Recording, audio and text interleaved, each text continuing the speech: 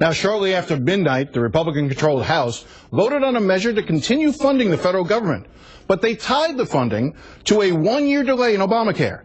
Since neither the Senate nor the President will go along with that, we're headed for a government shutdown in less than 48 hours. Republican Congressman Diaz-Balart voted for the House measure. I spoke to him just before the vote. Congressman, thank you for joining us. Great pleasure. Now, I just want to start from 2008 a little bit. You know, Barack Obama ran for president in 2008 on a pledge to do health care reform, was elected, passed health care reform, signed it into law. The Supreme Court upheld it. He ran for re-election against a candidate who vowed to repeal Obamacare, and yet he still beat that candidate. And since Obamacare passed, you voted more than 40 times to repeal it, even coming to the point of threatening a government shutdown. Why don't you accept this as the settled law of the land? You know, if we're going to accept legislation just because it was done in the past, you and I would still be living under prohibition, which, by the way, I believe was not only legislation, but was also, I believe, a constitutional amendment. So here's a question. Is it working? Is it satisfying the promises that were made?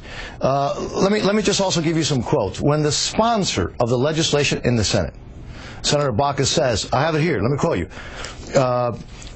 Where is that? Okay.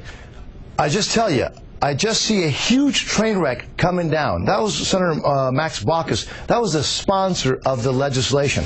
When folks like the International Brotherhood of Teamsters, who were supportive of it, say, now, Obamacare, quote, will destroy the foundation of the 40-hour work week. When you have companies that are completely dropping people's health care, one of the things that President Obama looked at the American people and said, if you have your health care and you like it, you can keep it. Well, let me just tell you, just recently, Home Depot, Trader Joe's, Olive Garden, Red Lobster, Longhorn Steakhouse. These are companies that are dropping their health insurance. But Congressman, here's a question. But you and I both know, Congressman, that for the last 10 years, companies have been dropping insurance, cutting benefits for their employees. Whether they're using this as an excuse or not, that trend has been happening for a long time. And I will tell you that I looked at the Bureau of Labor Statistics, and since Obamacare passed, almost 6 million jobs have been created, 87% of which are full-time jobs. So, you know, I understand you have the anecdotal things about Home Depot and UPS and some of the other places, but I don't even understand why they would be going to that when it doesn't even affect them till 2015. Aren't they just using this as an excuse to cut benefits to their employees, which they like to do normally? No, it's not, and I'll tell you why. Because it's not one company; it's one after another after another. Why not actually allow the law to come into effect? It hasn't even really taken effect until October 1st, when the exchanges open, when people are allowed to start going into the market. Is that part of your fear? Are you afraid that when people actually begin to go to the exchanges, to begin to look at what options are available to them, that they're going to realize this is going to be good for them? Is that what your ultimate fear is here? If that was the case, look, you know, that's a good question to ask the president. Why has he delayed all these parts of Obamacare if it's so great as you're talking about? Jim, look, you got to be consistent, my friend, as a journalist. The president has delayed huge parts of Obamacare because it's unworkable. The sponsor of the legislation has said it's a train wreck. What we're trying to do is stop a train wreck from wrecking this country, from wrecking the economy. Congressman, let me just ask you this. Destroying our economy. Let's take a step back and let's fix it. Congressman, how many uninsured are in your congressional district? A lot. Do you know the number? My understanding from the Congressional Research Service, the last number I saw was about 240,000 people uninsured in your congressional district, the most of any congressional district in the state of Florida. They will benefit under this plan. They will be able to go into the exchanges and get insurance that they're not currently able to afford. Why is that not a good thing for your people? Jim, have you seen the CBO numbers of the number of people who are going to be uninsured after the full implementation of Obamacare? The numbers that are going to be uninsured but be able to go into the market and be able to buy their insurance cheaper? No, that's not my question. Have you seen the numbers, according to the CBO, of Americans who are going to be uninsured after the full implementation of Obamacare? Remember, we started this whole process. They were promising us that there were 30 to 40 million Americans who were uninsured, and that they were going to insure all of them. CBO has stated that there are basically going to be 30 million uninsured after Obamacare. What is happening, however, is this: is that the rates are going up, people can't find good jobs, and that you now have a bureaucracy in control of people's health care. And people who have full-time jobs are going to part-time jobs. Look, we needed to reform health care before.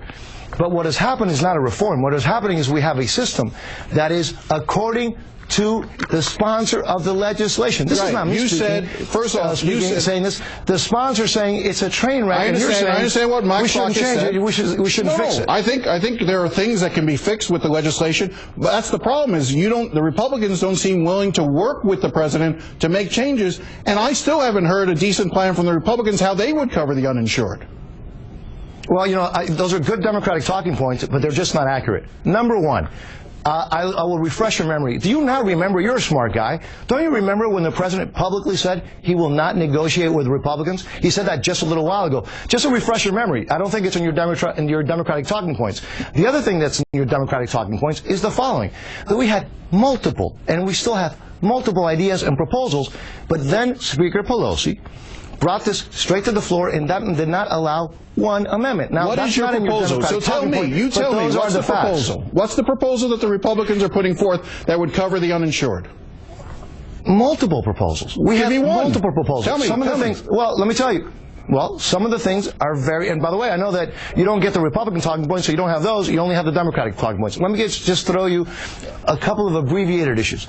Number one is, when you have, car insurance, which is not perfect, but you and I can buy car insurance from that lizard based out of Virginia, but you're not allowed to buy health insurance. You can't even buy health insurance from other states. So some of the things are, let's put people and their doctors, not the federal bureaucrats or the insurance companies, in control of our health insurance. You don't think the insurance companies are in control right now? You don't think insurance companies are in control right now? And if you allow across-state buying, won't you end up with a system where you end up with insurance companies in the states with the least amount of regulations, the least amount of protections for consumers? Isn't that what you end up when you have across-state buying? No, what you end up is with competition, and I know it's not in your Democratic talking points. But competition, I haven't insulted prices. You don't need to insult me with the Democratic talking points. You made that 4 or 5 times. I'm not insulting you, but you're actually just going straight off the typical talking points. So I won't mention that again. But you are doing that, by the way, with all due respect. How many people would the Republican plan cover? My understanding is it's maybe perhaps 9 million. Is that your understanding? What's your number as that they would cover? My understanding is what we're going to do, what we want to do is this. What we want to do is put the individuals in control of their health care with their doctors, take it out of the hands of insurance company bureaucrats or federal government bureaucrats. We want to allow for competition. We want to make sure that you have ownership of your insurance. And you tell me where, and there may be 1 or 2 examples, and you might know of them, but usually when you have more competition, what happens is the prices go down and the quality goes up. Isn't that what you're going to have here? Won't you have more competition? If you have the exchanges, if you allow private companies to come in and compete for business, which is what the exchanges are. It's not government-provided health insurance. It's private companies coming in and offering to sell you insurance as an individual and getting subsidized by the federal government to help you along to afford it. Isn't that a good marketplace solution? 2 problems with that. Number one is that you're talking about the subsidized. Remember, it was supposed to be less than $1 trillion. We know that was also a false claim. The price continues to go up, and the question is, where's the money coming from? A big part of that money is coming from cuts in Medicare, a program that in 10 years, according to the Medicare actuaries, is insolvent. So we're going to take money out of Medicare, even though Medicare is basically insolvent, and that's still not enough to pay for those subsidies that you just mentioned. Congressman, doesn't the CBO say that Obamacare will extend the life of Medicare by 10 years? By 10 years. Okay. By 10 years. So it doesn't shorten it extends the life. Well, it doesn't extend the life. It doesn't save Medicare. What it does, whether it's, tax increases that have happened, etc., you can do little tweaks here and there to extend 1 or 2 years. Congressman, I appreciate your time. We have to cut it off there. This has been fun. We'll continue this another time.